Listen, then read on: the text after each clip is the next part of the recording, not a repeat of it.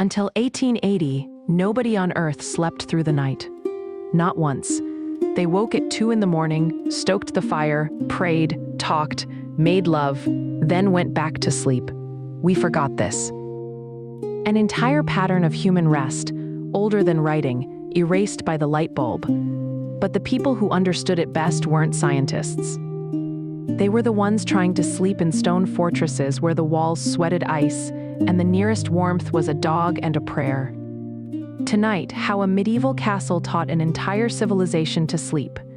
The castle was the most advanced defensive structure in medieval Europe. It could hold off an army for months. But it could not keep one person warm through a single night in January. This is not a failure of engineering. The people who built Bodiam Castle in Sussex, or Carnarvon in Wales, or the great towers of the Rhine Valley were among the most skilled builders of their age. They understood load distribution, water management, the tensile limits of limestone mortar. They could calculate the arc of a trebuchet stone and design walls that would absorb it. What they could not design against was the thermal conductivity of stone itself. Stone holds cold the way it holds memory, deeply, quietly, for a very long time. The walls of a serious medieval castle ran 12 feet thick in the curtain sections. 12 feet, wider than a modern car, is long. That thickness was for arrows and battering rams and the psychology of military intimidation. It was not for warmth. If anything, those 12 feet of limestone and rubble infill acted as a cold reservoir, absorbing what little heat the castle generated during the day and releasing none of it after dark. The walls didn't just fail to warm you, they actively pulled heat away from you, the way a cold iron skillet pulls warmth from your palm the moment you touch it. Arrow slits. Those narrow vertical gaps you've seen in every illustration of a castle wall were not decorative. They were functional openings roughly 3 inches wide on the exterior and splayed to 18 inches on the interior, designed to give archers a wide field of fire while presenting the smallest possible target from outside. They worked brilliantly for that purpose.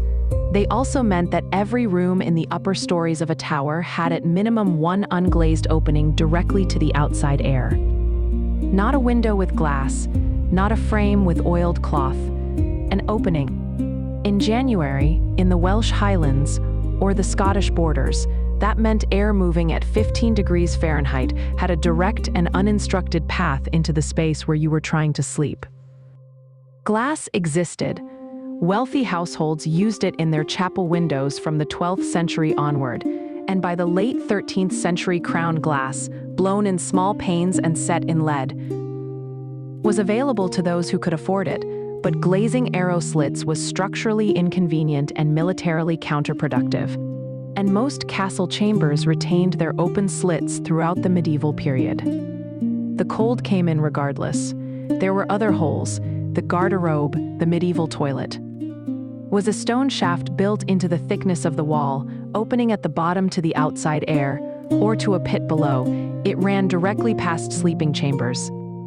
In winter, that shaft was a chimney for cold air moving upward. The smell moved too, though the medieval mind was less troubled by that than we might expect, for reasons we will come to. Romantic from the outside, brutal from the inside. You have seen castle ruins in summer, with their golden stone and their ivy and the way. The afternoon light falls through those slitted windows onto worn flagstones. What you are not seeing is January. What you are not feeling is what every person in that structure felt every night from November through March, the particular quality of cold that comes not from wind, but from mass. The slow, implacable chill radiating from walls that have been accumulating cold for 3 months and have no intention of releasing it until April. Before the night is over, you will understand why the walk from the Great Hall to the sleeping chamber was more feared than any battle. Not for the distance, which was rarely more than 200 feet, but for what it cost. And there is something else. Everyone in the medieval world shared a secret about sleep, a secret so natural that no one thought to write it down until it vanished. We will find that secret later, when the fire has burned down and the castle has gone quiet. But first, you need to understand what the castle was, not a home with fortifications. but a fortress that had been reluctantly asked to serve as a home. Everything about the experience of sleeping in a castle, the strategies, the rituals, the particular social architecture of warmth, was shaped by that original purpose. The keep at Dover, begun under Henry II in the 1180s, rises 95 feet from its base. Its lower stories were for storage and military garrison.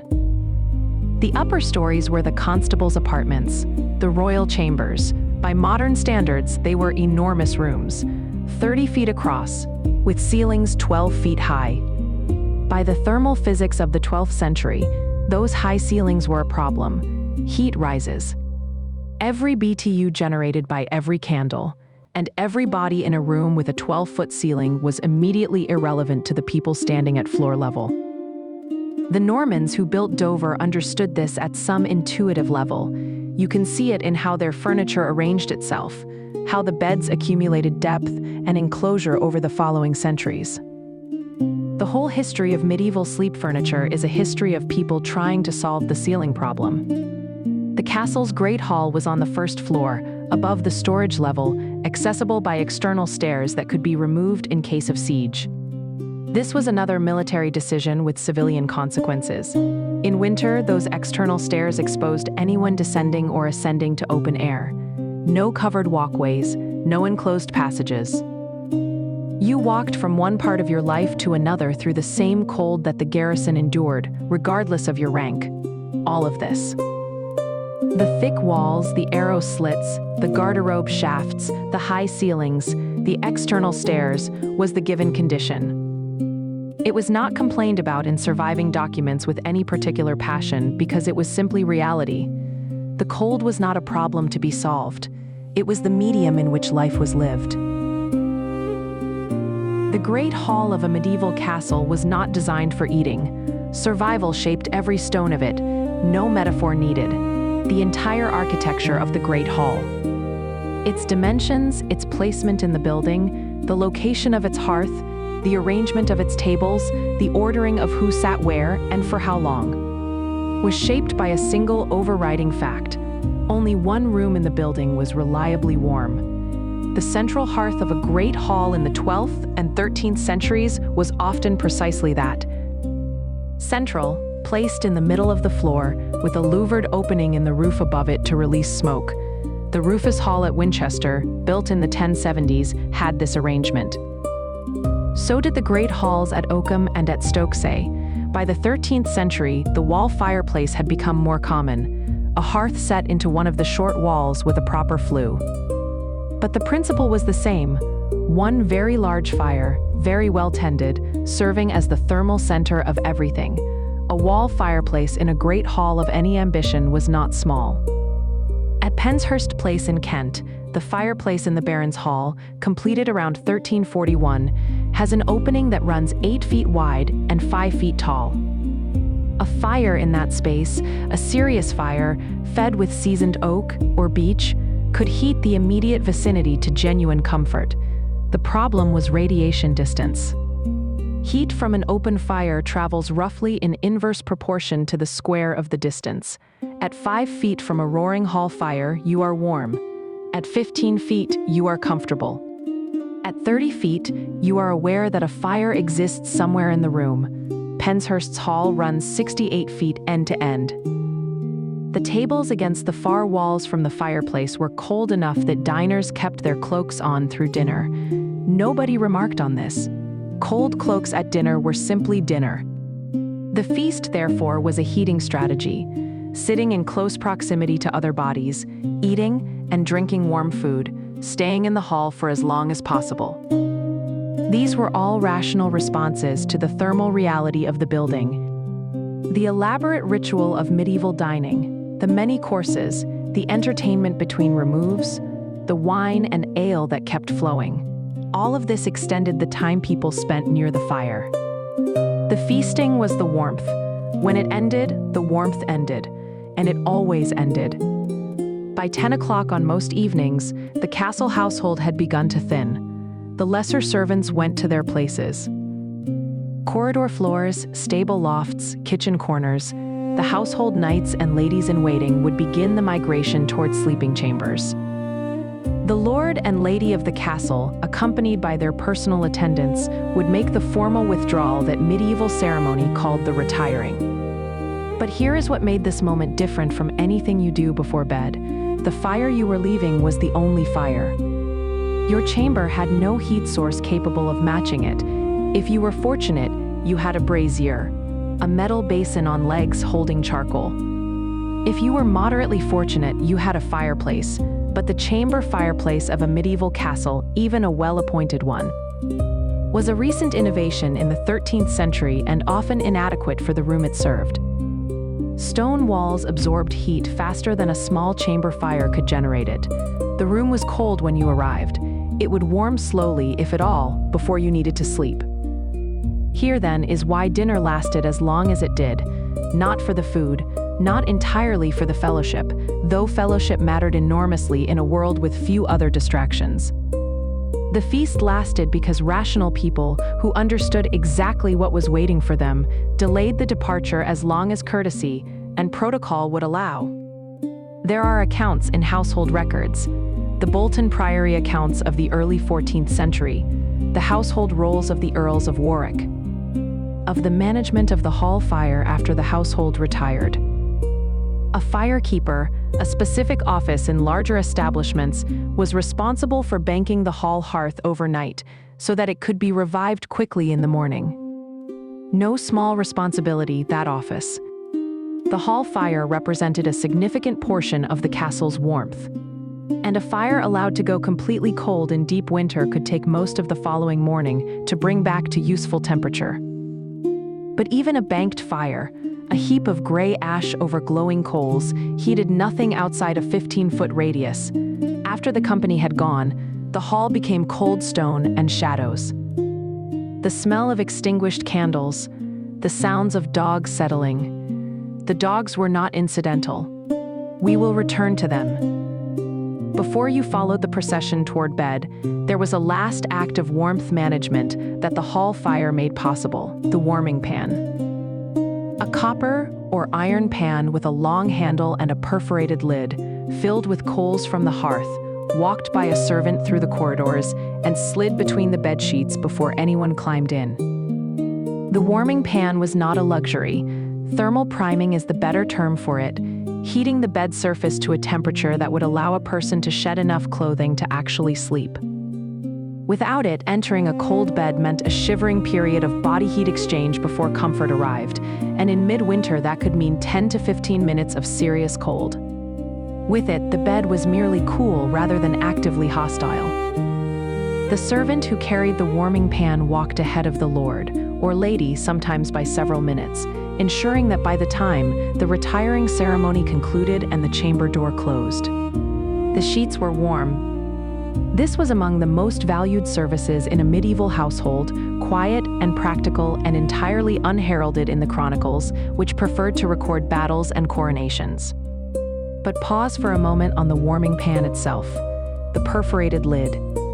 The holes punched through the copper or iron cover in patterns that were sometimes purely decorative, sometimes geometric, occasionally almost beautiful, was not ornament. Those perforations allowed the glowing coals inside to breathe, maintaining their heat during the walk from hall to chamber. Without them, the coals would suffocate and cool before completing their task. With them, the pan arrived at the bed still radiating genuine heat, capable of warming a mattress surface through 2 minutes of contact. This is engineering in miniature. It is also, in some sense, a metaphor for everything the castle required of its inhabitants.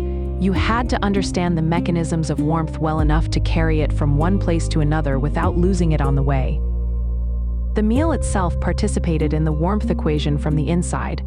Hot pottage, a thick stew of grains, vegetables, and whatever meat the household kept, was the daily staple, and it was served hot because the energy transfer from warm food to the body's core temperature was understood practically, if not biochemically. Spiced wine, served heated, and often fragrant with cinnamon and ginger, delivered both thermal benefit and mild sedation. The spices were expensive, which is why they appear so insistently in accounts of noble meals. They signaled both wealth and the specific attention to bodily maintenance that wealth permitted. A lord who served heavily spiced heated wine at his evening table was doing several things at once. Displaying his means, entertaining his guests, and quite deliberately preparing everyone at that table for the cold they were about to face.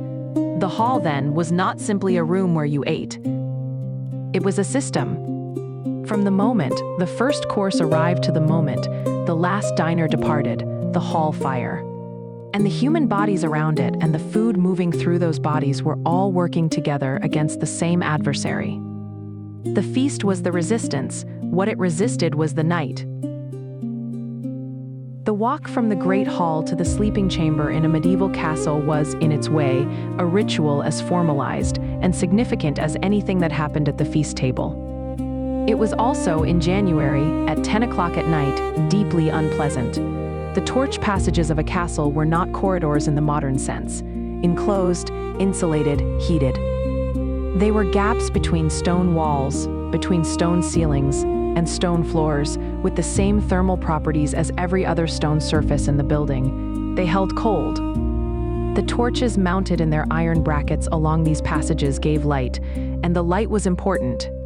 Because stone stairs in a castle were steep and uneven, and a misstep in darkness could end your participation in history. But torchlight gave almost no warmth to a person walking past it. The heat rose immediately to the stone ceiling. What you felt, walking through a torch-lit passage in midwinter, was approximately the same thing you would feel walking through it in full darkness, cold. The torch itself had its own character. Tallow torches rendered animal fat on a twisted fiber wick, burned with a yellow, slightly smoky flame and a specific smell, fatty, thick, almost meaty in concentrated spaces. They guttered in drafts. Castle passages were full of drafts, channeled by the architecture in ways that were partly accidental and partly the consequence of the same through holes that made the castle cold. A draft that guttered your torch was a problem. You were carrying light, and without light you were navigating a stone structure by memory, which was possible for those who lived in it but not elegant. Senior household members carried their own candles, specifically beeswax, whiter, cleaner burning, and less prone to guttering than tallow. Beeswax candles were expensive. In the 13th century, they cost roughly 3 times what tallow candles cost, and were considered a significant household luxury. The household accounts of Eleanor of Castile, consort of Edward I, show regular purchases of beeswax candles for the royal chambers and tallow for the corridors and lesser spaces. This distinction, beeswax for private warmth and light, tallow for passage, tracks almost exactly the hierarchy of comfort in the castle. Personal attendants went first. In a well-ordered household, the ladies' attendants would have gone ahead during the late stages of the feast, preparing the chamber, lighting the brazier, positioning the warming pan, laying out the sleeping clothes. By the time the lord or lady made the formal withdrawal from the hall, these preparations were already in progress. You were walking toward a room that was being made ready for you. The walk itself was the liminal space. Neither the warmth of the hall nor the prepared warmth of the chamber, but the cold passage between them. In the castle of a great lord, this passage might take 2 to 3 minutes. In a large fortified palace, Windsor, say, or the Palais de la Cité in Paris, it might take 10. The Duke of Burgundy's household records from the early 15th century describe a formal retirement ritual that involved 7 rooms of progressively increasing intimacy, each attended by different grades of household officials. The Burgundian retiring ceremony could take the better part of an hour from the moment the Duke rose from the feast table to the moment he entered his private bedchamber.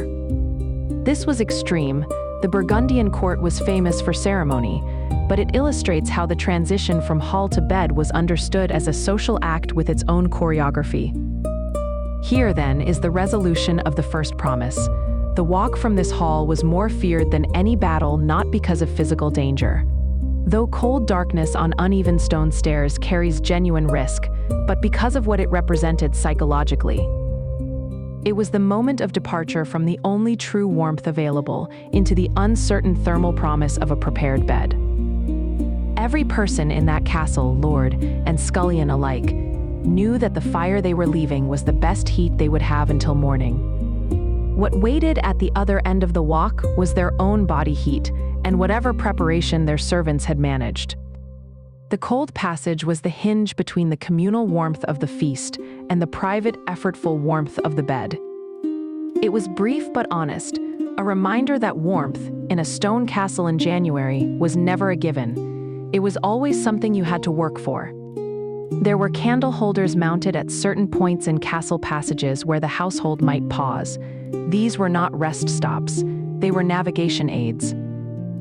Places where a candle could be set down safely while a heavy door was opened, or where two parties crossing each other in the dark could manage without collision.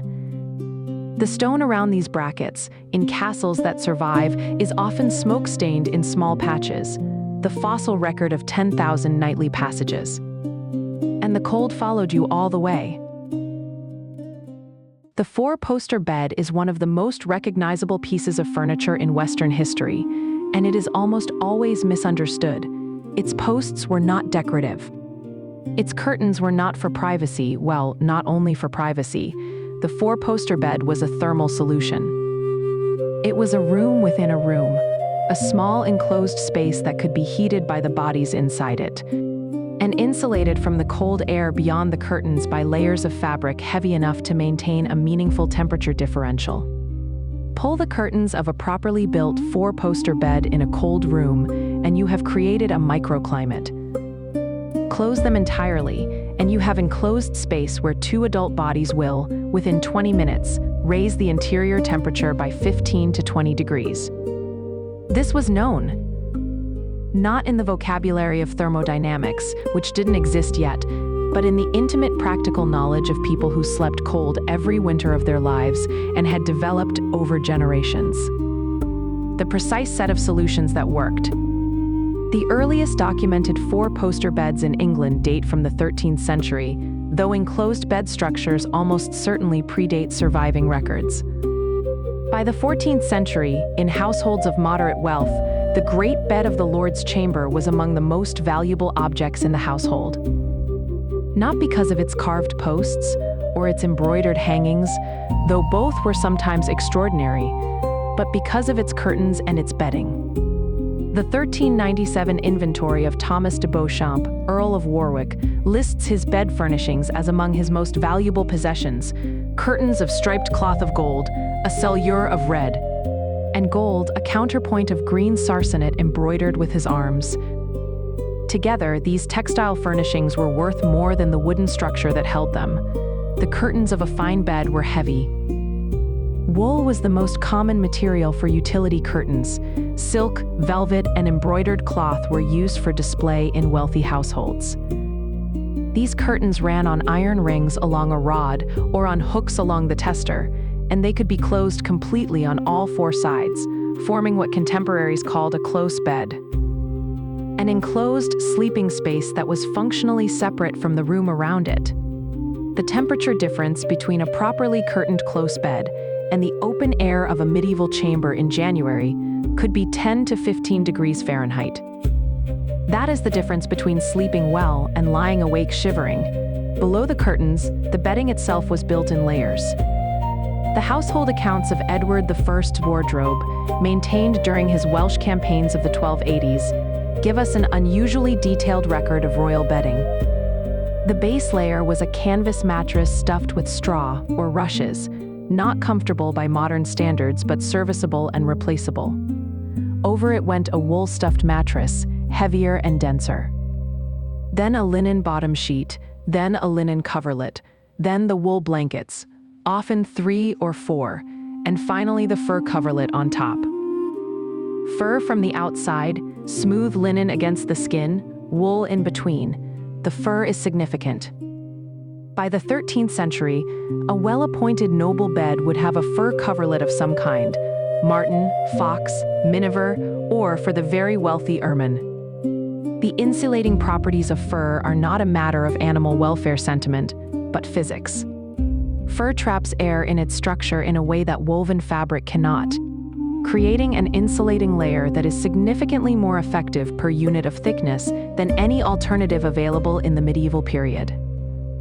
A fur coverlet on a medieval bed was the equivalent of a modern sleeping bag's outer shell combined with its baffled down interior.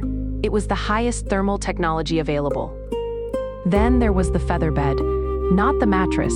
The feather bed was a separate item, a large linen sack stuffed with down and feathers laid over the wool mattress and under the bottom sheet. You slept on it rather than under it, though in very cold weather it might be folded over the sleeper.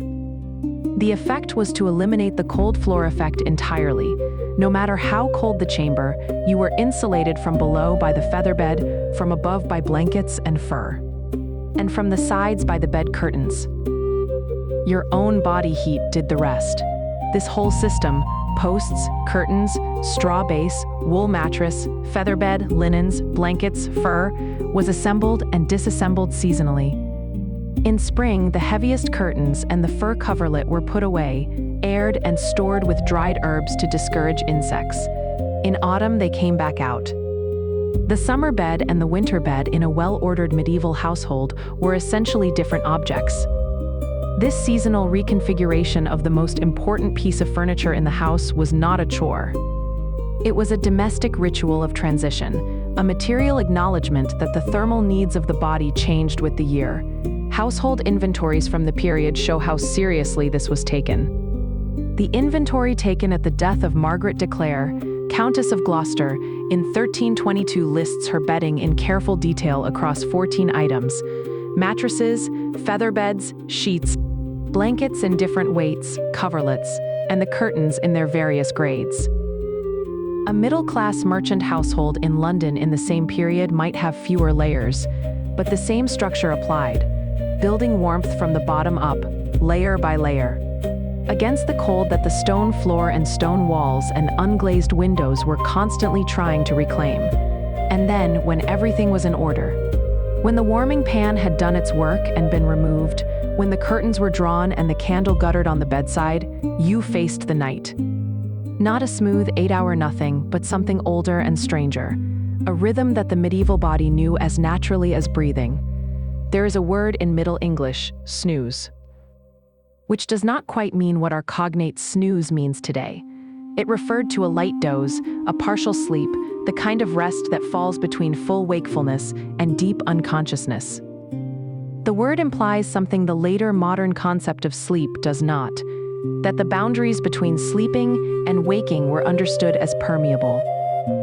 You could be partly asleep, half in the dark and half out of it, and this was not a failure of sleep, but one of its acknowledged modes. The medieval body in its curtained bed did not brace for unconsciousness as if for an 8-hour departure. It relaxed into a more continuous and fluctuating relationship with the night. First sleep and then waking, and then the second sleep and the edges between them not sharp but soft, like the wick. The fire in the brazier did not simply extinguish but faded gradually through amber to orange to red to gray. What the four-poster bed provided, in its final analysis, was a space where the body could attend to all of this without interference from the cold. The cold was the primary disruptor. Cold woke you when the curtains failed. Cold shrank your sleeping into a defensive huddle.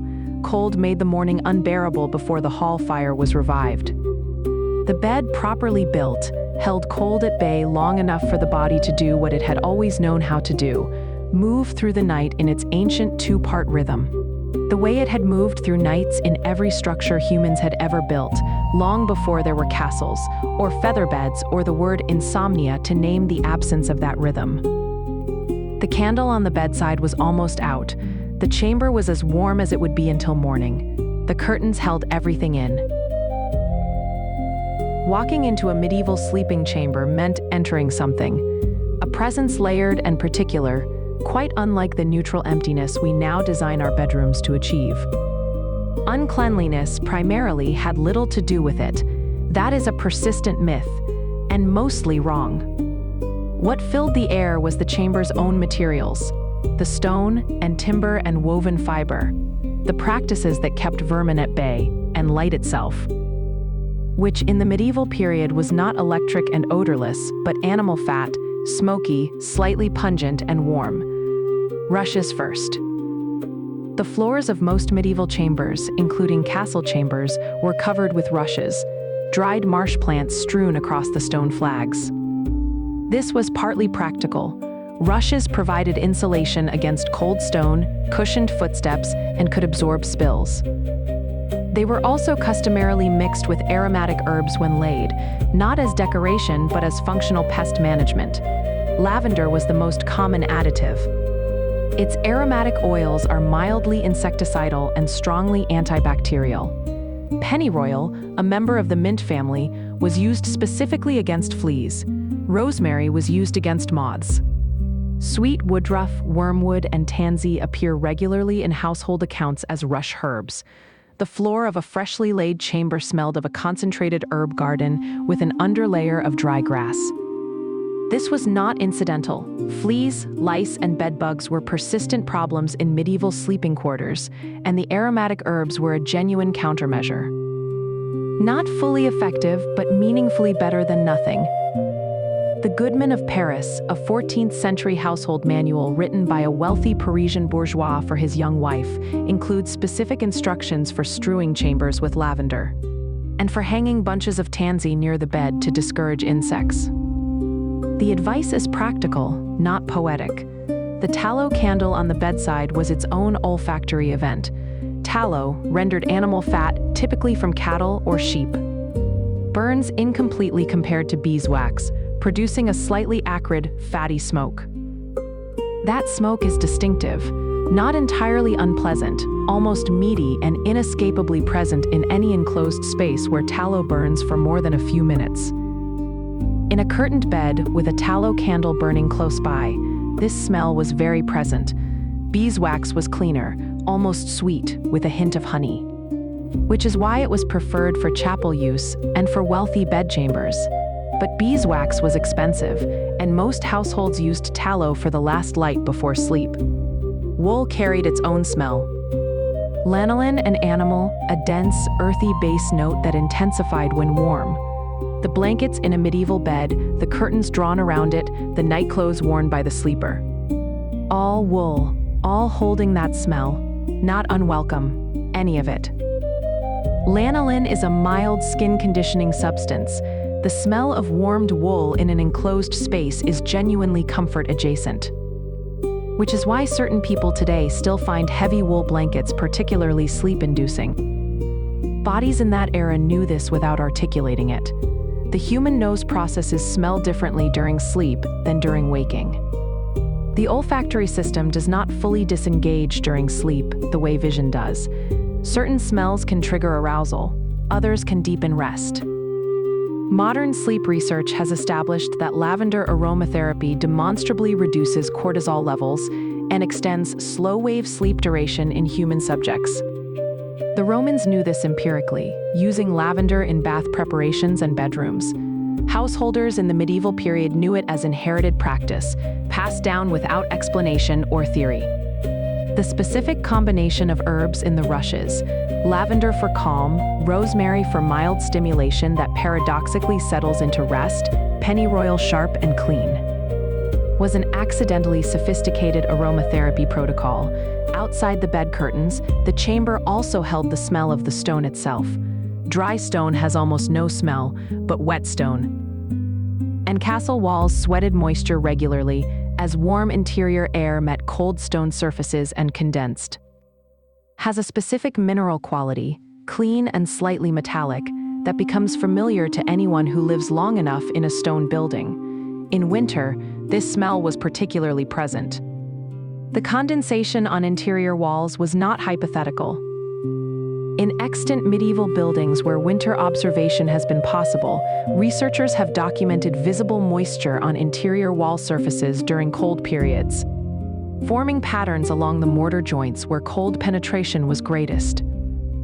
Add to all of this the smell of the hearth or brazier in the chamber, wood smoke or charcoal, depending on the fuel, both carrying their own aromatic signatures.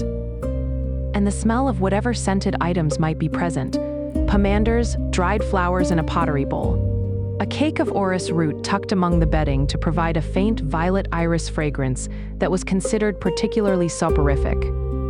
That chamber was full. Not the sterile, neutral emptiness we design for sleep today. The minimal scent bedrooms, the HEPA filters, the unscented detergents, layered, complex, and specific. Whether this was better for sleep is genuinely uncertain. What is clear is that it was a completely different sensory environment, one that associated warmth and enclosure with an entire set of smells that are now largely absent from our sleeping lives. The body that lay down in that bed was not shutting out the world, settling instead into a particular pocket of it, animal, herbal, smoky, slightly damp. And finding in that specificity a kind of orientation. This is where I am. This is what night smells like. This is bed. The psychological dimension of this is not trivial. Modern sleep research has identified something called the sleep onset association. The collection of conditions your brain links to the transition into sleep. Whatever is present when you reliably fall asleep becomes part of the trigger. For the medieval sleeper, those conditions were extremely specific. The smell of tallow and wool and herbs, the particular close warmth of curtained air, the weight of a fur coverlet. The sound of the castle settling into its nighttime silence. These conditions were consistent across hundreds of nights and years of nights. The association between those sensory conditions and the onset of sleep would have been deep and reliable. The curtain's closing was not merely symbolic. At a neurological level, the act registered as a genuine signal. We have largely lost this. The modern bedroom is often a place for reading, watching, scrolling, working, activities whose residual stimulation remains in the room even after the light goes out, confusing the association. The medieval bed, by contrast, served almost exclusively as a place for sleep, and the activities directly adjacent to sleep. Function defined it entirely. And so the body entering it was already more than halfway there. The tallow candle on the bedside stood at perhaps an inch remaining. Its flame had reduced itself to a small amber point above the melted fat pool. The smell of it, meaty, slightly sweet, faintly animal, was the last smell before darkness. In a few minutes, it would gutter and go out on its own, as it had every other night, and the chamber would be dark, and the curtains would hold the warmth, and the rushes would hold their herbs. And the smell would remain even after the light was gone, because smell does not require light, because smell travels in the dark as easily as in the day, carrying its particular message of this place. This warmth, this rest, all the way into sleep. Among the most useful things in a medieval castle was a large, warm dog. This is not a joke, and it is not sentimentality. The heating properties of a large domestic animal are not trivial. An adult mastiff or hunting hound, the breeds kept in significant numbers in noble households. Weighs between 100 and 200 pounds and maintains a core body temperature of 101 to 102 degrees Fahrenheit. That is 3 degrees warmer than a human body. Set against the cold of a medieval chamber, that differential matters. Pressed against a human body for the duration of a night, the warmth transfer is continuous and substantial. The phrase, 3-dog night. A night so cold that you need 3 dogs in the bed to stay warm, is of disputed etymology. Its origin is usually attributed to Australian Aboriginal or Native American usage, and its specific medieval European pedigree is impossible to pin down. Well, not exactly disputed. The phrase appears to have entered mainstream English through folk usage, and its precise genealogy is genuinely uncertain, but the practice it describes, sleeping with dogs for warmth, is extremely well documented in medieval Europe, and the layering of warmth it implies reflects a real practice. Household accounts from the 13th century onward make frequent reference to dogs in sleeping quarters. Edward I's household roles list kennels and dog keepers, but also record dogs being brought into chambers. Lap dogs for the ladies of the household, hunting dogs in the outer chambers. The distinction between lapdog and hunting dog was a distinction of social placement rather than of function. Both provided warmth, but the lapdog did so in intimate contact with the body. While the hunting dog typically lay at the foot of the bed or across the sleeper's legs. The lapdog of the medieval period was not precisely what we mean by the term today, breeds associated with noble ladies. Small greyhounds, small spaniels, early versions of what would become the Maltese, were valued for companionship and as social signals, but in a practical sense, a small dog curled against a woman's feet under the blankets of a cold bed was also a heat generator. The aristocratic emphasis on lapdogs as feminine accessories obscures, in most historical writing, their secondary function as portable warmth. Dogs were not the only animals in medieval sleeping quarters. Pigs are documented in peasant sleeping arrangements throughout the medieval period. The combination of a small stone cottage, a peasant family, and the pig that represented a significant portion of their winter food supply naturally led to all parties sharing the limited available warmth. The pig is a thermally valuable sleeping companion. An adult pig maintains a body temperature of 102 degrees, similar to a dog, and a pig of any size is generating meaningful heat. The smell was significant, but the cold was more immediate than the smell. Cats are less frequently documented in sleeping contexts than dogs, partly because their social status was ambiguous. They were valued for rodent control, but associated in some ecclesiastical writing with bad luck or worse. But there is good documentary and visual evidence for cats in medieval bedchambers, particularly in wealthier households. A cat sleeping against a human body is less thermally useful than a large dog, but more than nothing. And cats are more inclined to seek out warm sleeping surfaces than dogs, which means they tended to arrange themselves optimally without being managed. In the hierarchy of thermal comfort that structured medieval castle life, animals occupied a specific and serious rung, below the fur coverlet and the closed curtains, above the stone floor. Not a luxury, a technology. The hunting dog kenneled in the outer chamber of a lord's sleeping suite was not merely a guard animal, though it served that function too. It was a heat reservoir that could be called upon as needed. The systematic presence of animals in medieval sleeping spaces reflects a practical intelligence about heat management that later centuries, with their coal fires and their central heating, were able to forget. The relationship with those animals was also something else. In a world without artificial light, where the night hours were genuinely dark, and the castle sounds at 3 a.m. included wind through arrow slits and the occasional creak of the wooden floors settling in the cold. The sound of a dog breathing at the foot of the bed was a specific comfort.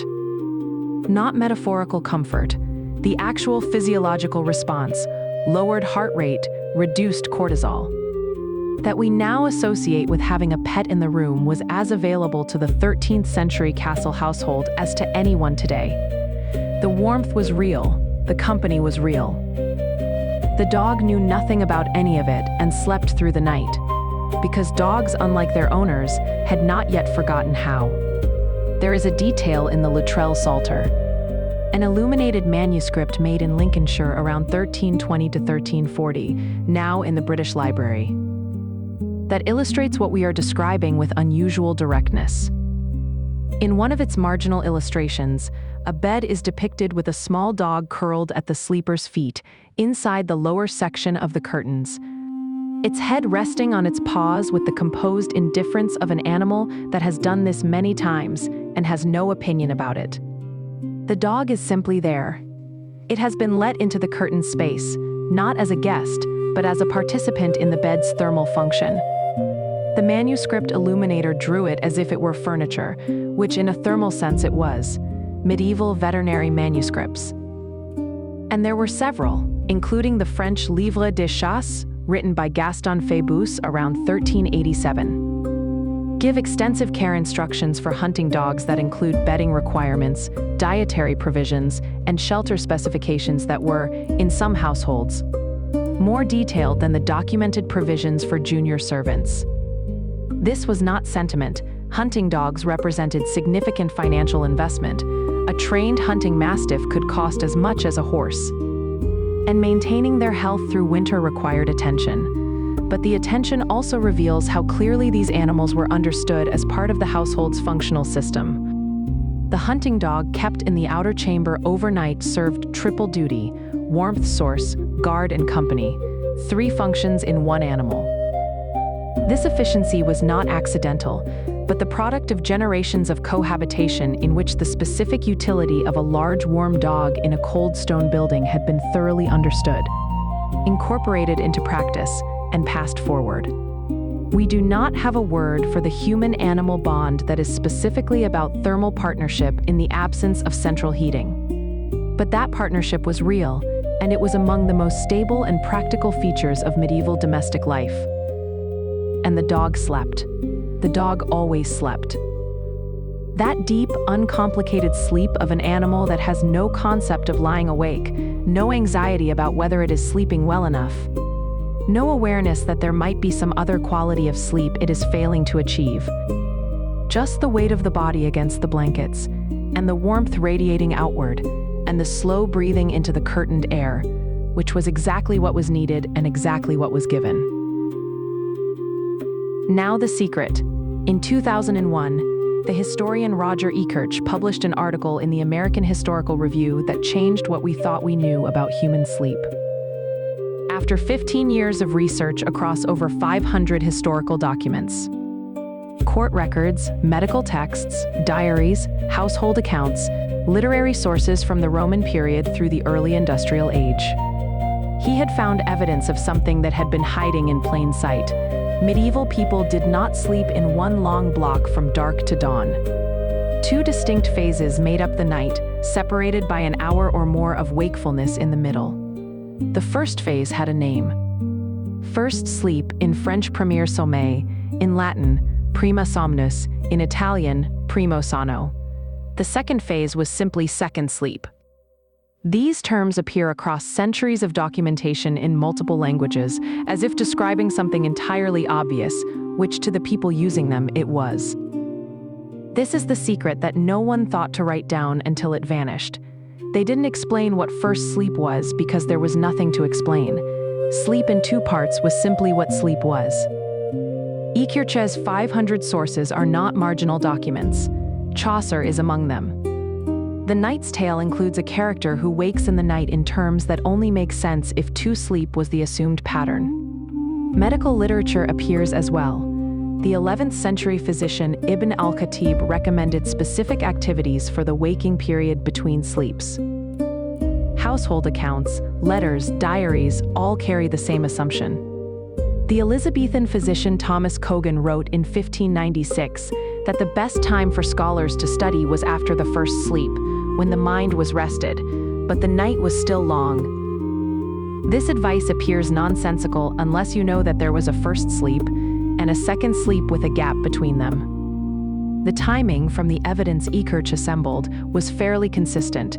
People fell asleep roughly 2 to 3 hours after dark, slept for 3 to 4 hours, woke for 1 to 2 hours, then slept again until dawn, or slightly before.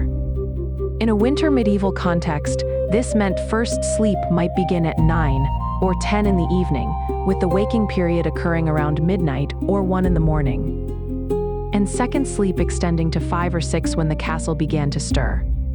But why did they wake? Modern sleep science has a candidate answer. Research published in the 1990s by psychiatrist Thomas Wehr, who was attempting to understand seasonal affective disorder, produced an unexpected finding. When human subjects were placed in conditions mimicking pre-industrial light exposure, 14 hours of darkness per night, they spontaneously developed a 2-phase sleep pattern with a waking period of 1 to 2 hours in the middle.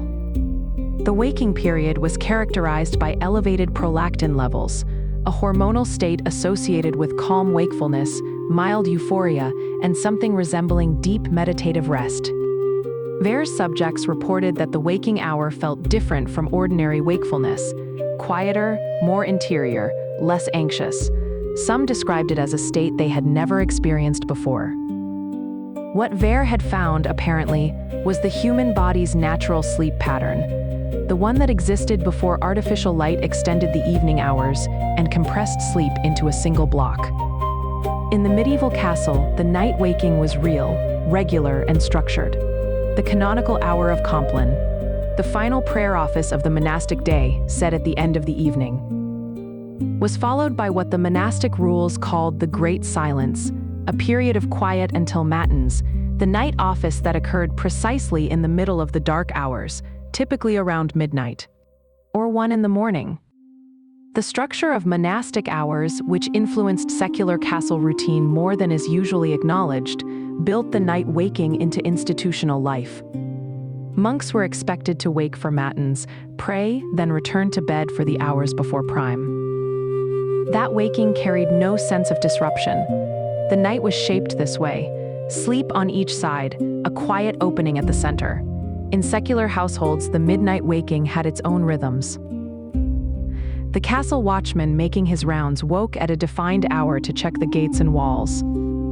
The night nurse attending a sick lord or a newborn infant was awake through portions of the night as a matter of course. The kitchen fires, which needed to be managed for morning, required attention in the pre-dawn hours.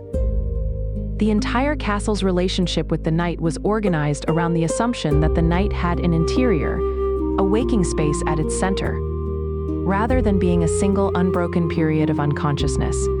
What did people do during the waking hour?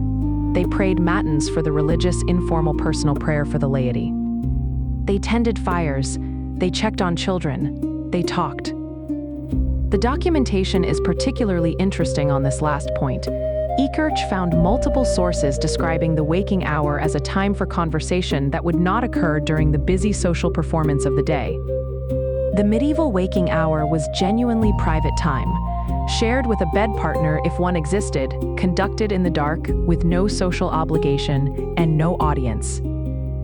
The intimacy of those conversations, the specific quality of thought in those quiet hours, appears in documents as something valued rather than merely tolerated.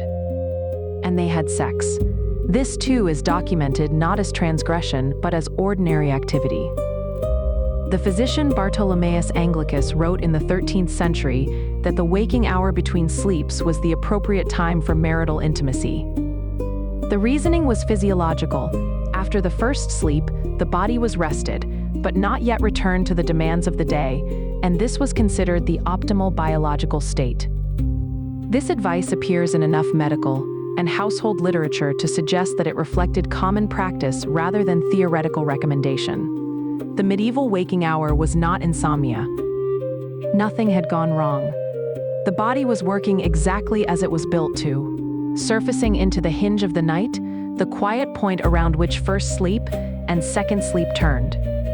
The fire needed tending, the guard made his rounds. The stone held the cold most completely at this hour, and the world outside the curtains held the deepest dark of the entire year.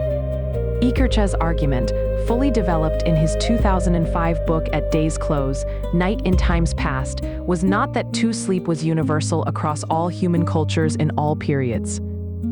The claim was narrower, a dominant pattern in Western Europe from at least the Roman period, through the early modern era, one that ended not gradually, but abruptly. Within a generation of widespread artificial lighting, the shift was not biological. Circumstance ended it. The same bodies that had been waking at 1 in the morning since the beginning of recorded history simply had no more darkness to wake into. The evening extended by lamplight, and then by gaslight, and then by Edison's incandescent filament, and the old pattern had nowhere to go. First sleep and second sleep were pressed together like two rooms in a house that has had its corridor removed. They became one room, and the room was called insomnia. This is a history that happened inside the body, invisibly to everyone at once. No one announced it. No one mourned it. The people who stopped waking in the middle of the night did not know that they had stopped, because they had no language for what they had lost. The words first sleep and second sleep simply dropped out of the literature, not because the practice was abandoned by choice, but because it had become impossible to practice. And things that cannot be practiced cannot be named. What Roger Eckert did was recover the name, and through the name, the thing itself, the ancient, biological, pre-industrial shape of the human night. which is not 8 hours of continuous darkness, but 2 sleeps with a quiet hour between them, which is what the body still wants, even now, even when the world gives it no room. At 1 in the morning, in a castle in the deep of winter, the world had a particular quality. The great hall fire had been banked hours before. The torches in the passages had long since burned out or been extinguished by the firekeeper's rounds. The animal sounds of the courtyard, the horse shifting in the stable, the dog in the kennel, had settled into the particular quiet of deep cold when even animals become still. The wind, if it blew, moved through the arrow slits with a low and directionless sound that was less heard than felt. This was the hour the castle knew best. The firekeeper was awake. In larger establishments, this was a specific person. Often a young male servant ranked low enough to draw the watch, but trusted enough to manage fire. His job was the banked hearth in the great hall, the brazier coals in the lord's outer chamber, the kitchen fire that needed feeding before dawn if the household was to have warm bread at prime. He moved through the castle with a small lamp, a clay or pewter pot with a wick and oil, which gave just enough light to see the next step, but created no real illumination of the spaces he passed through. The watchman on the walls was a different category of wakefulness entirely. His night was not divided into first and second sleep. He worked a rotation, 3 hours on, 3 hours off, or some variant, coordinated with the other garrison members. In a castle under no immediate military threat, which described most castles most of the time, the watchman's night was quiet, but not peaceful. Cold and immobile on a battlement in January, his body losing heat to the stone beneath his feet and the air around him, he was engaged in a different kind of endurance than sleep. We will come back to him. For those who woke naturally in their beds, the 2 sleepwakers, the majority of the castle household, the hour had a particular interior texture. The darkness behind the bed curtains was complete if no moon found the arrow slit at the right angle. Sound was more present than sight, the settling of the wooden bed frame, the breathing of a sleeping companion, the distant something of the castle's nighttime life. A chamber pot was positioned near the bed for obvious reasons, a candle or a rushlight, a single rush dipped in tallow fat, which gave a small, steady flame, might be lit if wakefulness extended. The rushlight is worth pausing on. It was the cheapest possible form of light in the medieval period, made from dried rushes soaked in rendered fat, burned in a simple notched holder. A rushlight burned for 20 to 40 minutes, depending on its length, and gave a flame about the size of a thumbnail. By this light, people in their waking hour might read. Though literacy was not universal, it was more common among castle inhabitants than among the population at large. They might write a brief note or entry. They might do nothing more elaborate than sit and think or pray quietly, or stare into the darkness with the particular unfocused attention that the body produces in that hormonal state of elevated prolactin and meditative calm. The prayer of the waking hour was often informal, not the structured liturgical prayer of Compline or Matins, which had their own formulaic requirements, but direct and personal. The medieval Christian at 1 in the morning might speak directly to the saints whose images were painted or carved in the chapel, or might engage in the kind of mental petition that felt appropriate to the dark, small specific requests, expressions of concern, thanks for the warmth of the bed and the survival of another day. The night in medieval spiritual geography was not entirely safe. Bad dreams were genuinely feared. Demons and malevolent spirits were considered more active in the darkness. Prayer was practical defense, but alongside these spiritual activities, the waking hour was also social. The medieval bedchamber, even for wealthy nobles, was rarely occupied by just one person. The lord slept with his lady, personal attendants slept on the floor, or on a truckle bed at the foot of the great bed. In lesser chambers, several servants shared a single space. This communal sleeping was not considered strange or intimate in a modern sense. It was simply practical, and it made the waking hour a shared experience. Whispered conversation in the dark, the rustle of another person turning over, the sense of another body's warmth nearby. These were the ordinary textures of the medieval night. A woman's waking hour, in the accounts that survive, often involved children. Infants were not typically in the same bed as their noble mothers. The fear of overlying, accidentally suffocating a baby in a heavy curtained bed with a sleeping adult was recognized and addressed in both secular and ecclesiastical literature. But infants were nearby, in a cradle within reach, and the waking hour was also the nursing hour for mothers still breastfeeding, or the check on the child hour for those who were not. The night nurse or wet nurse, if the household employed one, might be woken during this period to take over.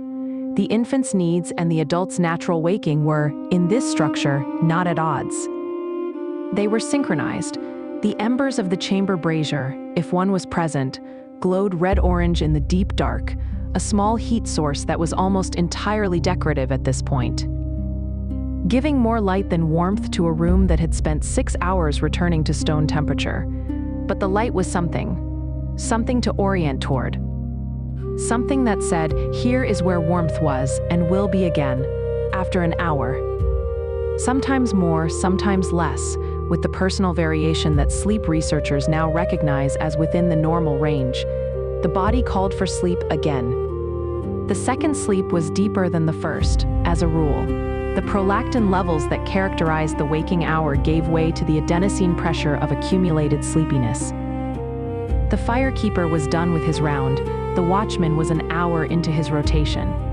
The castle had settled into the deepest cold of the night, and the body knew, without anyone telling it, that the time had come. The rushlight, if one had been burning, was extinguished. The careful pinch of the thumb and forefinger on the wick, the brief char smell, the sudden depth of darkness that followed. This was not a dramatic act. It was simply the end of the waking hour's light, a boundary drawn in the dark between the contemplative middle of the night and the sleeping that followed it. The small flame had held its pool of amber against the stone walls of the chamber for however long the waking lasted, and now it was gone, and the darkness came back to its full extent. But the darkness in the second sleep was different from the darkness of earlier. Earlier in the night, the darkness of the chamber held the unknown quality of the night ahead. The hours still to come, the cold still in its full force, the uncertain quality of rest that had not yet been tested. The darkness of the second sleep was known darkness. It was the darkness on the far side of the waking, the darkness that the waking hour had already explored and found acceptable. The body returning to sleep for the second time was not entering the unknown. It was returning to somewhere it had already been, and already survived, and already rested in, and found good. This is a distinction the medieval body knew without words for it. The second curtain draw was different from the first. The blankets settled with a different quality of heaviness. The pillow received the head with a different quality of welcome. Everything was the same, and everything was somehow more itself. Warmer, heavier, quieter, more firmly in the direction of rest. Outside the curtains, the castle held its cold. Inside the curtains, the warmth held everything else. Not everyone in the castle had the same night. This seems obvious, but the scale of the difference is worth dwelling on. The lord in his great bed, with its feather bed and fur coverlet and heavy curtains, occupied a thermal environment that was, within the constraints of the medieval castle, engineered for his comfort. The sheet against his skin was linen, laundered and aired. The blankets above him had been arranged that evening by someone whose job was exactly that arrangement. The warming pan had done its work. The dog, if one was present, had found its place at the foot. The girl who had carried the warming pan slept on the floor of the outer chamber. Not a bed, the floor. Rushes on stone flags, a wool blanket if she was fortunate, her own cloak if she was not. There was no curtain structure to hold her body heat. There was no feather bed below her. The stone floor had been cold since November, and would be cold until April, and it pressed against her through the rushes with the patient indifference of mass. She was 12 or 14 years old, probably, drawn from a local village family for whom service in a castle represented opportunity rather than hardship. She slept in the corridor because that was where the senior lady-in-waiting's chamber was, and a personal servant slept near her employer. This was not considered unusual. This was the arrangement. The hierarchy of sleep in a medieval castle was not incidental to social hierarchy. It was one of its clearest expressions. Access to warmth, access to elevated sleeping surfaces, access to the enclosed bed. These were not just physical comforts, they were status. The great bed of a lord's chamber, with its embroidered hangings and its carved posts, was as much a statement of rank as the high table in the great hall or the private pew in the chapel. When Edward III gave John of Gaunt a bed as a gift in the 1370s, a specific royal gift, documented in the accounts, he was giving him something with both material and symbolic weight. Below the personal attendants who slept in the outer chambers were the household servants who slept in the great hall itself. After the feast was cleared and the household had retired, a portion of the castle's servants settled among the tables and benches for their night. The hall fire had been banked, dying down to coals, but it was still the warmest place in the building by a significant margin. Proximity to the hearth determined sleeping quality. The senior servants, by whatever social calculus operated in medieval households, took the positions nearest the remaining warmth. Junior servants, new arrivals, those of ambiguous status, found places at the far end of the hall where the warmth had not reached since early evening. The scullery maids and kitchen boys had a different schedule entirely. They did not have a first sleep and a second sleep in the comfortable pattern of those with established sleeping places. Their night was fragmented by obligation. Fires needed to be lit in the kitchen well before dawn for the household to have warm food at the morning meal. A scullery worker's day might begin at 4 in the morning, which meant their usable sleeping hours in a night that began at 10 were never more than 6. In deep winter, when the kitchen fires had to overcome cold that had accumulated for months in stone walls, the fire laying began earlier still. The overnight baking, where it happened, imposed its own rhythms on the people who did it. Bread for a large castle household was produced in quantity. The kitchen accounts of the late 13th century Percy family show bread production for 60 to 80 people daily, and the timing of the bread ovens was not negotiable. You fired the oven when the timing required. If that was 2 in the morning, you woke at 2 in the morning. For the night watchman, sleep was not a private retreat into warmth and comfort. It was something claimed in segments between obligations. The garrison soldier on rotation slept in the guard room. A relatively public space, shared with other men, with a fire that was kept burning for practical rather than comfort reasons.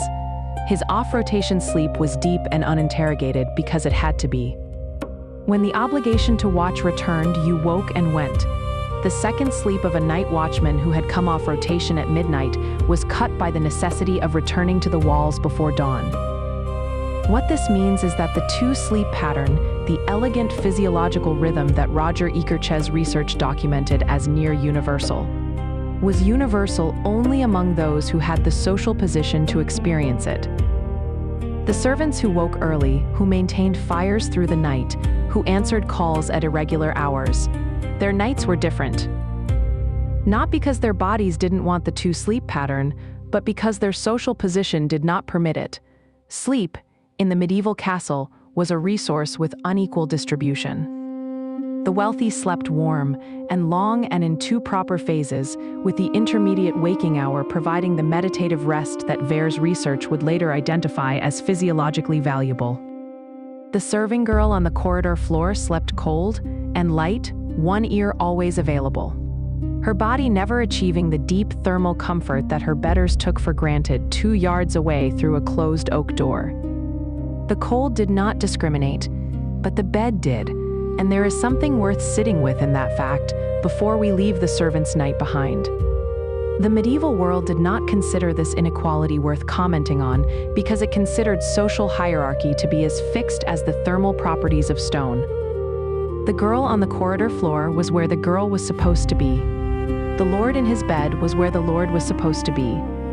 The distance between them, 2 yards of stone and an oak door, was the entire visible architecture of the social order expressed in terms of warmth. But the girl woke in the middle of the night too. The same biological rhythm, the same natural midnight surfacing, the same prolactin quiet wakefulness that the Lord experienced in his curtained bed. She had no light for it, and no warmth for it, and no particular safety in it. A young servant girl awake on a corridor floor in the middle of the night in a dark castle was in a different kind of vulnerability than the Lord in his bed. But the body's rhythm was the same body. It did not wait for the right social position before doing what it had always done. There is a kind of solidarity in this that the social hierarchy would not have acknowledged. Every body in the castle, from the lord to the scullery maid, was doing the same biological thing at roughly the same hour of the night. The circumstances were radically different. The experience was not. Somewhere around midnight, or 1 in the morning, the castle held a moment in which every sleeping person in it was either already awake or about to wake. Drawn upward through the same layers of sleep by the same physiological clockwork, into the same cold and dark, each in their own place, each in their own version of the night's turning. The waking hour was universal, only the warmth surrounding it was not. Above everything, above the great hall and the Lord's chamber and the corridor where the servant girl slept, above the kitchen fire and the banked hearth and the dog at the foot of the four-poster bed. The castle's highest point was the wall walk on the battlements. At 1 in the morning, in January, in the Black Mountains of Wales, or the Scottish borders or the Rhine Valley, the wall walk was a different world from the one below. The temperature on an exposed battlement in midwinter could be 20 degrees Fahrenheit colder than the already cold interior of the castle below. Wind moved across the wall walk without obstruction. It had no stone walls to break it, only the merlons, the raised sections of the crenellated parapet that offered a guard and narrow piece of cover if he pressed himself against them. The flagstones of the wall walk, exposed to sky, held cold in a way that interior flagstones, warmed slightly by the building around them, did not. Standing on a wall walk at 1 in the morning in a hard winter was an exercise in the body's willingness to remain where the mind required it.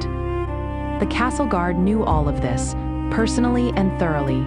His equipment was designed to address the problem without fully solving it. The gambeson, a quilted garment of multiple layers of linen, or wool stuffing worn under armor, provided insulation against both blows and cold.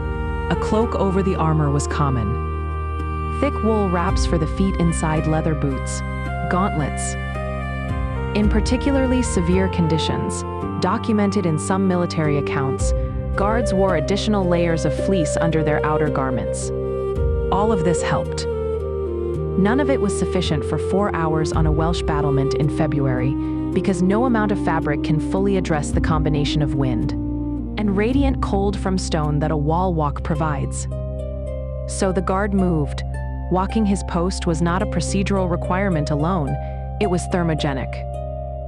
A body at rest, even heavily clothed, loses heat to cold air faster than it can generate it through basal metabolism. A body walking at a moderate pace generates roughly 3 times the heat of a resting body. The regular circuit of the wall walk.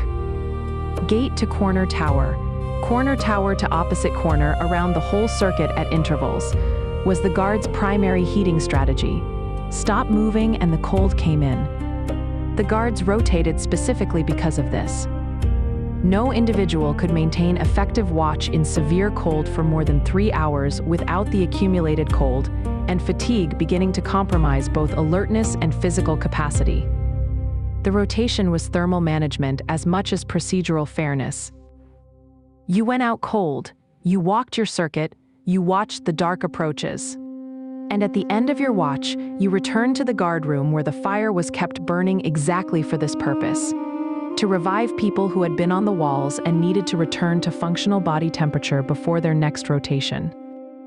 The loneliness of that watch was real.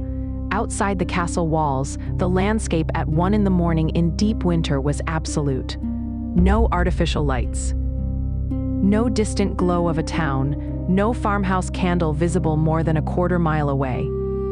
The medieval countryside at night was dark in a way that modern people in developed countries have never experienced and cannot easily imagine. The moon, when present, gave real illumination. On a clear night with full moon on snow, you could read by it, or at least navigate with confidence. But a cloudy winter night was darkness of genuine depth. The kind in which the eye searches for a reference point and finds none. From the battlements, the guard could see the castle's outer approaches, the moat if one was present, the tree line, or the river or the track, depending on the terrain. He could see these things if there was light. If there was not, he listened. The sounds of a winter night outside a castle. Wind, the occasional animal sound, the creak of ice on water, were his primary informational sources. Any sound that did not belong to that vocabulary required decision. Raise an alarm or wait and listen further?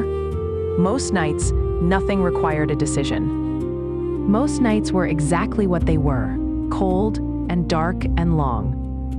With the castle quiet below him and the sky, whatever the season made it, and the wind moving across the stone as it had moved across these walls for 100 years, and would move for 100 more.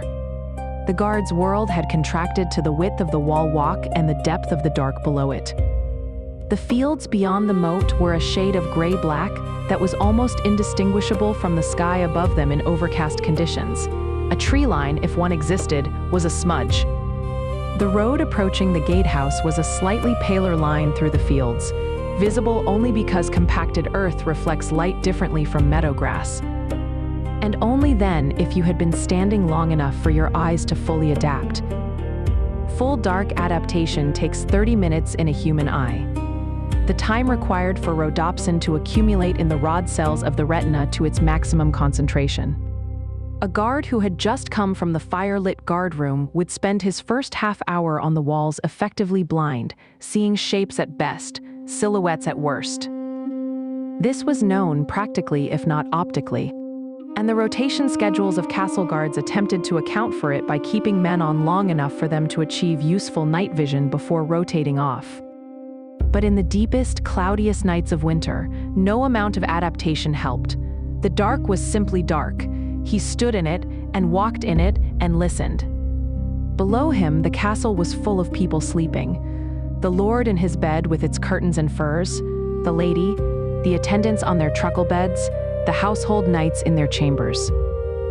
The servants in the hall around the dying hearth, the stable boys in the straw, the kitchen workers huddled near the banked bread oven for its residual heat, all of them sleeping. Or waking in that midnight hour in the two-sleep pause, insulated from the cold that was, here on the wall walk, the total medium of existence. The guard on the wall lived inside the castle's cold, so that everyone inside could be briefly free of it. He walked his circuit once more. The stone flags under his boots were the same temperature as the air. His breath was a brief white cloud that the wind took immediately.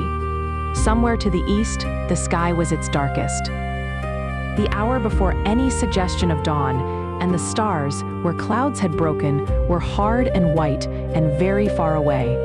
Inside, the embers settled. The dog stretched at the foot of the bed.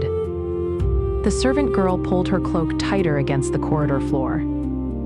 The guard on the wall walked his circuit one more time and thought about warmth the way you think about something you know very well and cannot currently have. After the waking hour, the curtains closed. The body had been moving toward this moment since the first sleep began. Not because the waking was unwelcome, but because the weight of the second sleep was something the body recognized as its due. A settling. A return. The rushlight, if it had been lit, was extinguished. The brazier had long since given its last warmth. The stone walls held the cold they had been holding since morning. But the bed was different from the stone. The bed held everything the night had generated. The slow warmth of two bodies in close proximity, the insulation of the furs, the quiet weight of the blankets that had not shifted from their arranged positions. The feather bed beneath had kept the cold floor entirely at bay. The curtains, drawn fully now, created the small interior dark that was the castle's most intimate space. A few cubic feet of air that smelled of wool, and bodies and the faint ghost of tallow from the extinguished rushlight. The second sleep was deeper than the first. The difference was not merely impressionistic. Sleep researchers studying two-phase sleep patterns in conditions of natural light exposure have found that the second sleep phase is characterized by longer periods of slow-wave sleep. The deep, restorative stage most strongly associated with physical repair and memory consolidation. The waking period between the two sleeps functions as a kind of reset, after which the body is ready to descend more fully into the restorative depths. For the medieval sleeper returning to the curtained bed after the waking hour, the lived difference was unmistakable. The second sleep came slower, heavier, more complete. The curtain fabric moved against the wooden ring that held it, settled. Outside the curtains, the chamber was its own kind of still. The brazier's last coals had gone dark. The arrow slit admitted the faintest suggestion of the sky. Not light, not yet, but a quality of the darkness that suggested the world outside was still there, still turning, still making its way toward morning. The rushes on the floor held their quietness. The dog at the foot of the bed breathed slowly, its sides rising and falling with the unhurried patience of an animal that has never worried about sleep. The stone walls settled into the small sounds that stone makes when it is very cold. A minute contraction, a brief settling, the material expression of deep winter. These sounds were familiar. They had always been there. They would be there after everyone in this room was gone, for as long as the walls stood. The body in the bed recognized sleep coming as a weight across the shoulders, a gentle pressure behind the eyes. Not an emergency, not a negotiation, simply the return of a reliable thing. The second half of the night, which had always been there, which would always come, which required nothing but the willingness to receive it. Outside the curtains, the cold held its own quiet counsel. The wool of the blankets, warm now from the hours they had spent against human skin, held the shape of the sleeper. The way wool holds everything, gently, without release. The pillow, a sack of feathers enclosed in linen, carried the warmth of the head that rested on it. The furs across the whole piled arrangement held the dark in the way that only furs do. Like something that has always known how to keep the cold away because it has been doing it since before anyone was alive to name the practice. The breathed air between the curtains grew close and warm and specific. The smell of the wool and the feather and the faint last trace of the herbs and the rushes. The lavender, the rosemary, the clean sharp note of pennyroyal far below. All of it settled together into the particular compound of that room, that bed, that night, which was not any other room or bed or night but only this one, which was enough. The curtains did not move again. The warmth held. The castle breathed deep and cold around its small interior of animal heat and linen and wool, the way stone breathes. Without haste, without complaint, in the rhythm of centuries. Down in the guard room, the firekeeper had completed his last round. The hall hearth was banked and would stay so until morning. The kitchen fire was tended. The passage lamps were burned to their ends. The castle had given everything the night required of it, and now the castle simply was. Stone and cold and darkness, the particular stillness of a structure that has been a structure for a very long time and does not need to perform that fact for anyone. The body in the bed did not need to perform sleep either. It simply slept. The second sleep settling deeper and slower than the first, the way the day's last light settles into the ground after the sun has gone. Not dramatically, not with any announcement, just a gathering of depth and quiet until the depth is all there is. This is where the night lives, stillness where the waking had been. The curtains held their warmth, a small climate, closed and self-sufficient. A weight had moved into the limbs, earned by the day's cold and work and fellowship and the long walk from the fire. Somewhere beneath thought, morning was coming, but was not yet here. The darkness remaining was yours to keep, and it required nothing of you but this. The curtains closed, the dog breathed, the walls held everything. Dawn in a medieval castle did not arrive the way dawn arrives now, with light through curtains, with an alarm, with the immediate claim of the day on the body's attention. It arrived slowly, through stone. The arrow slit in the eastern wall of a chamber began to define itself perhaps an hour before sunrise. Not with warmth, which the sun would not deliver to that opening until it had risen considerably above the horizon, but with a gradual alteration in the quality of the dark. The absolute black of deep night gave way to a dark gray, and then to a gray with direction in it, and then to the suggestion that objects in the room. The chest at the foot of the bed, the door, the hanging garment on its peg, had edges again. This was the light. The body registered first, even through closed eyes. The circadian system is exquisitely sensitive to dawn light in the blue-gray wavelengths that penetrate clouds, and haze and the indirect angles of an arrow slit turned slightly east. The melatonin that had sustained the second sleep began to decline. The body's core temperature, which had fallen during sleep to its lowest point of the night, began its slow morning rise. Not an alarm, a tide. The first bell of the monastic hours was prime, the dawn office, which sounded from the chapel, or from the nearest monastery or priory in earshot. In an English castle of any size, the chapel bell was part of the castle's own routine, and the chaplain who rang it had been awake since matins hours before. The bell was not a violent sound.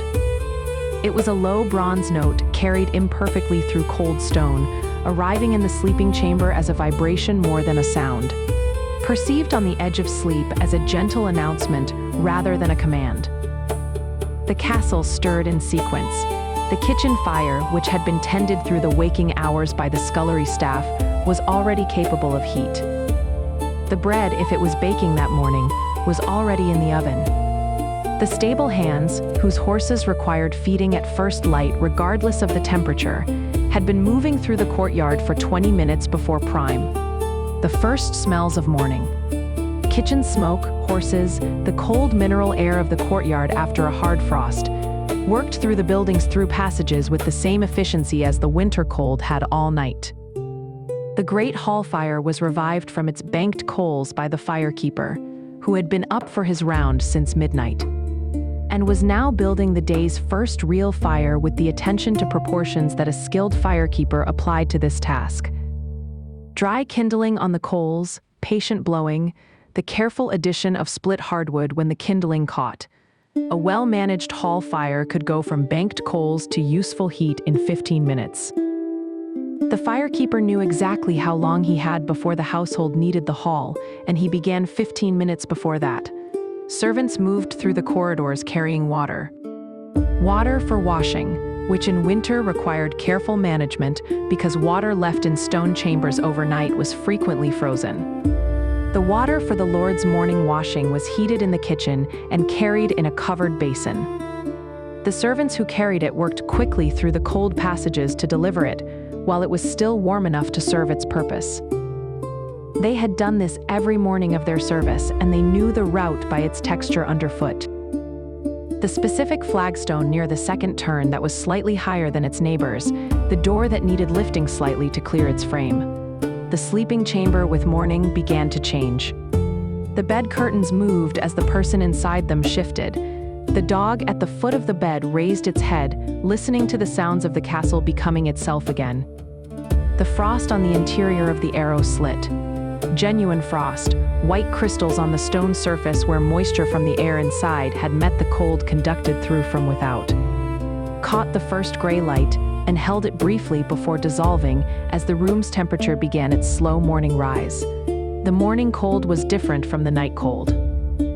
Both were the same temperature, sometimes colder, because the castle had released none of the previous day's warmth and had been accumulating cold for 8 hours.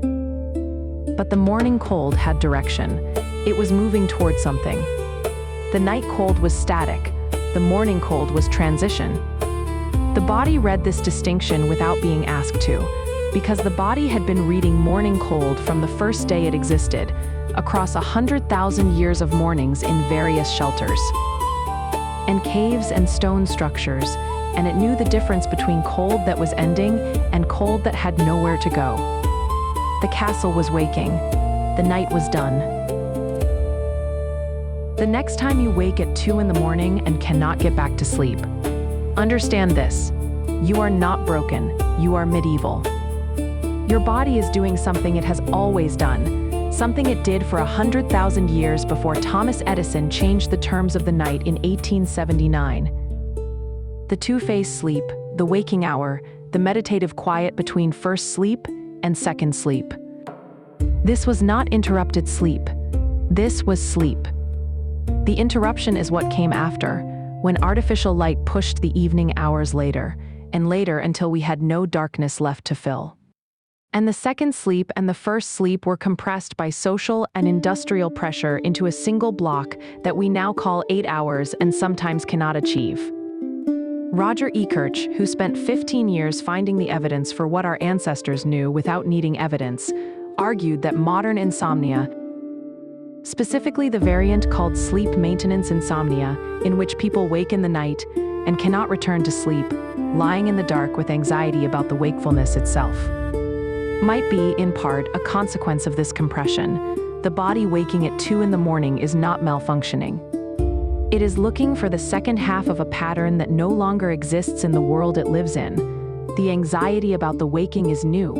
The waking itself is ancient. In the castle, there was no anxiety about the waking hour. There was fire tending and prayer and quiet conversation and the dog breathing at the foot of the bed. There was the particular quality of thought that elevated prolactin produces. Slightly dreamy, associative, less analytical than the day mind, more open to the kind of thinking that feels like being slightly underwater in a warm current. There was the companionable darkness behind the curtains, the weight of the fur coverlet, the slow diminishment of the brazier coals toward gray. They did not lie in the dark worrying about the waking. They used the waking. It was theirs. The castle that was the most advanced defensive structure of its age, the fortress that could hold an army for months and could not keep one person warm through a January night, knew something about human rest that we have largely forgotten. Warmth was not a given there. It was constructed deliberately from dogs and curtains and fur and herbs and the warmth of other bodies. From the exact angle of the bed relative to the hearth and the weight of blankets accumulated over generations of cold nights. The night itself was not a single featureless block to be gotten through, but a landscape with features: the feast, the walk, the first sleep, the waking, the second sleep, the morning bells. Sleep required permission and preparation, the specific material intelligence of people who could not take warmth for granted and had therefore learned to build it from everything available. The light bulb changed the evening. Electric heating changed the bed.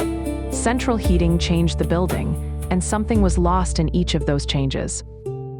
Not entirely, not irretrievably, but quietly, the way all the things we forget are lost, not in one moment but gradually.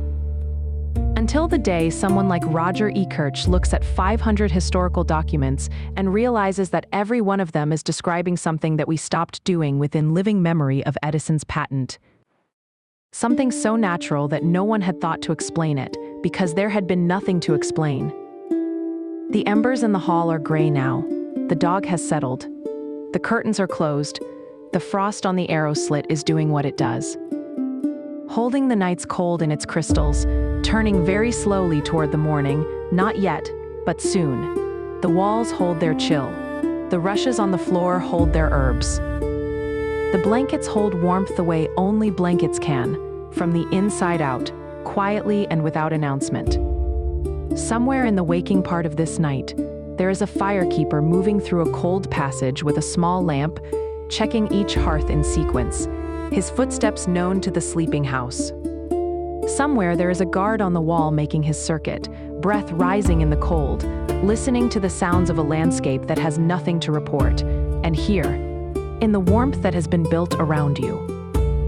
The weight above, the stillness below, the slow rhythm of the room's own breathing. Here's where they all came back to.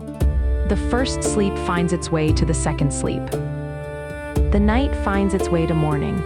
The cold finds its way, eventually, to warmth. It always has. Rest now. The house is quiet. The fire will keep.